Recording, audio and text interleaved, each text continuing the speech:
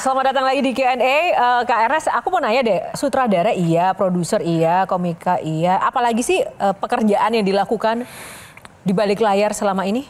Ya itu produser, sutradara, penulis, multi talenta banget gitu loh seorang Ernest itu. Apa hal yang selama ini publik nggak pernah tahu tentang Ernest?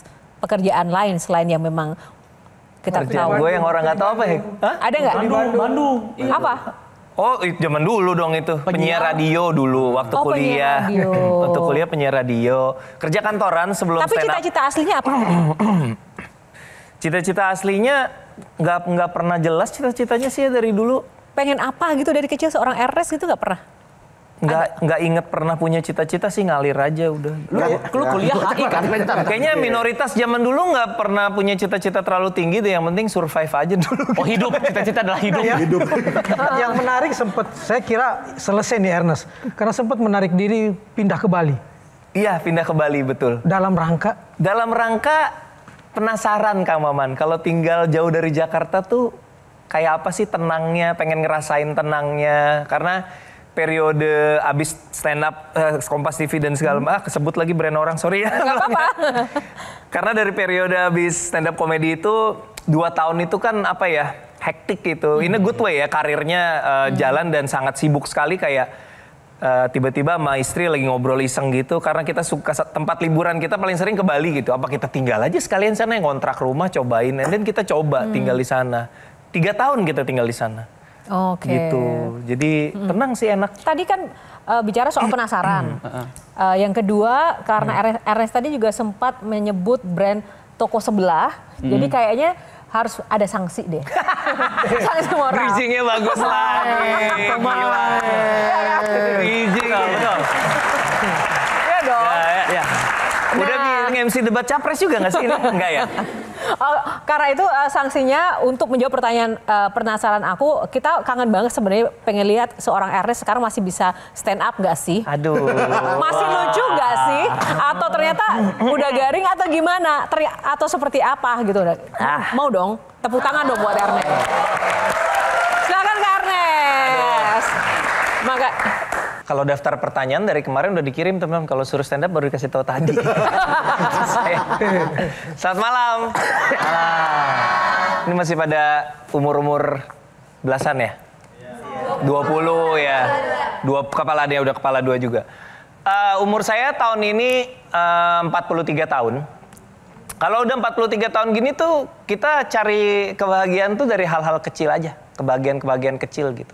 Bisa sama yang seumuran kalian ini nggak dipanggil om aja udah seneng banget rasanya gitu. Kayak dipanggilnya koh aja udah kayak ada selebrasi kecil di dalam hati gitu. Kayak yes, gue nggak dipanggil om gitu. Kayak small win. Iya, seneng small win gitu. Jadi saya sudah 43 tahun. Anak saya baru masuk SMA. Perempuan. Ya namanya anak SMA adalah deket-deket sama cowok gitu kan. Saya sebagai bapak ya kan mulai was-was.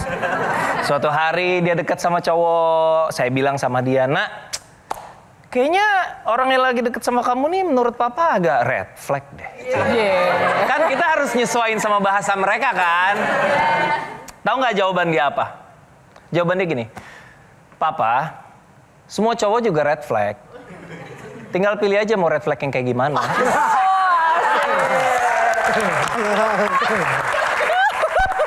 Saya cuma membayangkan seandainya kasus ini terjadinya saya ke papa saya gitu. Bapak saya gitu, Ernest, kayaknya orang lagi deket sama kamu ini red flag deh. Terus saya jawab gitu, papa semua cewek juga red flag, tinggal pilih aja mau red flag yang kayak gimana. Yang terjadi berikutnya kayaknya red blood, ditampol saya. Saya itu aja, terima kasih semuanya. Gimana teman-teman? Lumayan lah ya. Seru ya, tepuk tangan lagi dong. Gimana Gi? Kok bisa jadi ke stand up padahal waktu itu audisi VJ MTV? Ya, itu kan jadul banget Pak. Dulu zaman saya kuliah tuh VJ MTV tuh kayak puncak kekerenan manusia gitu kan. Kayak era itu sempet ikut, baru habis post IG. Sempat waktu kuliah ada audisi VJ MTV datang ke Bandung. Aku kuliah di Bandung jadi aku ikutan gitu audisi. Nah berarti kan tadi kalau Ernest bilang gak punya cita-cita, terus kenapa pengen? Kan ketika itu lagi siaran radio Gian. Oke. Anak-anak penyiar kan pada ikut semua ya, kita FOMO aja, ikut aja. Terkait dengan stand up barusan, susah nggak sih sebenarnya mempersiapkan materi stand up? Tantangan terbesar kalau bagi seorang Ernest itu apa? Tantangan terbesar itu sebenarnya jujur ya, kalau mau sejujur-jujurnya, semakin hidup nyaman semakin nggak punya keresahan. Oh, oke. Kan dulu keresahanku banyak karena dari zaman kecil dibully terus sampai gede. Terus merintis karir juga banyak keresahan lah secara ekonomi gitu kan. Jadi banyak bahan buat ditulis jadi materi stand up.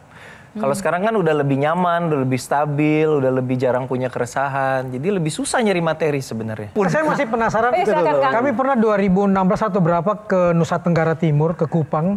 Saya bicara buku, sampai sekarang saya masih bicara buku. Iya. Angga bicara film. Dan masih gitu kan. Ernest khusus stand up komedi. Iya. Tapi tiba-tiba Ernest loncat ke film. Nggak Iya. pernah kebayang waktu itu bahwa Ernest lari ke film. Ya udah jalan hidup aja ya. Maksudnya kan ketika saya nulis buku Ngenes, bukunya bestseller, kemudian ada yang mau mengadaptasi, kemudian produser tersebut bilang, tapi kamu yang nyutradarain ya, kan memang langsung ditodong ketika itu Kang. Jadi saya merasa, hah sutradara? Mana bisa gue jadi sutradara ketika itu. Tapi ternyata beliau punya track record memunculkan sutradara-sutradara baru seperti Raditya Dika salah satunya. Jadi nggak apa-apa, cobain aja. Ketika itu saya nggak mikir panjang, Kang Maman cuma mikir ya udah cobain aja, kalau nggak suka jangan diulang lain kali gitu. Ya udah dicoba. Lahirlah film Ngenes. Ternyata saya enjoy sekali mengerjakan film itu, membuat film itu. Terutama karena saya baru sadar bahwa film itu punya efek yang tidak pernah saya perkirakan. Jadi buat teman-teman yang nggak tahu, Ngenes itu adalah film yang berdasarkan buku yang dari kisah hidup saya. Tentang dibully dari SD sampai SMP. Sampai saya punya cita-cita untuk menikah dengan pribumi. Supaya anak saya tidak senasib. Oh sorry, jadi dibulinya itu lebih kepada ras tadi ya, Sara? Verbal, karena etnis ya. Oh etnis, sorry. Oke. Nah ketika filmnya tayang, Kang Maman mungkin belum tahu cerita ini. Ketika filmnya tayang, saya dapat banyak message permintaan maaf dari teman-teman SMP. Apa yang dirasakan waktu itu ketika dapat message itu? Para pembuli dia. Iya. Jadi kita kan ada grup itu BBM apa udah WhatsApp ya, lupa lah. Pokoknya ada grup lah, ada BBM mungkin. Sebagian ada yang japri, sorry ya kalau dulu kita ngebully, ternyata segitunya ya gitu. Iya segitunya memang gitu. Dan Pesan moralnya apa? Pesan moralnya adalah bahwa film itu bisa mengubah hidup orang dan mengubah perspektif orang. Bukan cuman film komedi bahkan, bukan cuman bikin ketawa. Tapi film komedi itu komedi itu hanya cara menyampaikannya aja komedi. Tapi sebenarnya di dalamnya itu message itu serius banget gitu. Nah yang menarik dari Ernest itu kalau aku amatin, aku nggak pernah absen ya dari film-filmnya Ernest by the way. Terima kasih banyak. Karena filmnya itu agak unik gitu. Uniknya gini, value-nya itu sangat kental. Tentang keluarga, tentang cinta, tentang sosial, kasih sayang. Bahkan kadang kita itu tidak pernah mendapati sebuah konflik yang dramatis. Semuanya natural, ya kan? Mengalir begitu aja. Itu apa sih yang dipegang teguh untuk bisa menghasilkan karya dengan model yang begitu? Sebenarnya aku selalu merasa keluarga itu adalah sebuah entitas yang sangat unik gitu. Dan kita semua punya keluarga dengan berbagai macam keadaan dan formasi ya. Ada yang utuh, ada yang single parent, ada yang tidak ada parent bahkan.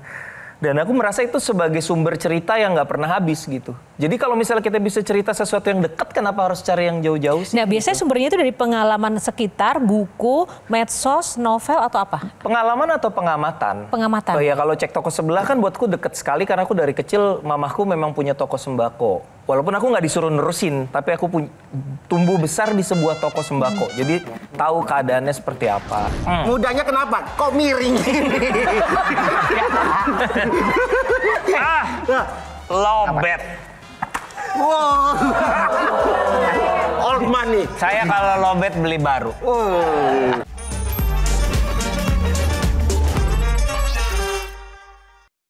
Jelajahi cara baru mendapatkan informasi. Download Metro TV Extend sekarang.